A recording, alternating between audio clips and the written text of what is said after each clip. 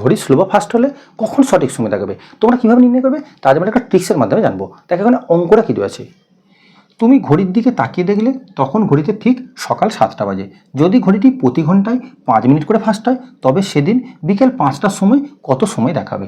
তোমরা কিভাবে করবে দেখো, এখানে সকাল 7টা থেকে বিকেল 5টা পর্যন্ত কত সময় হচ্ছে না, সকাল 7টা থেকে বিকাল 5টা পর্যন্ত কত সময় না 10 ঘন্টা সময়।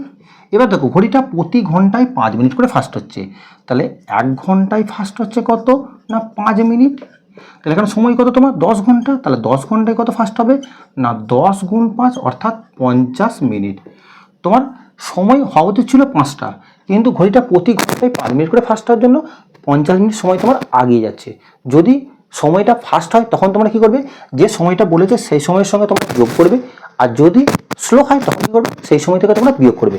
যেহেতু তোমার এখানে 50 মিনিট ফাস্ট হচ্ছে তাহলে 5টা 50 মিনিট তোমার সঠিক সময়, অর্থাৎ অপশান সি তোমার সঠিক উত্তর। তাহলে এই অঙ্কটা তোমরা যদি বুঝতে পারো তাহলে এই অঙ্কের উত্তর কত হবে তোমার উত্তর কমেন্ট বক্সে জানাও। ভিডিওটি ভালো লাগলে লাইক করো এবং এই জাতীয় নিত্য নতুন ভিডিও টিপস পেতে অবশ্যই চ্যানেলটিকে সাবস্ক্রাইব করো।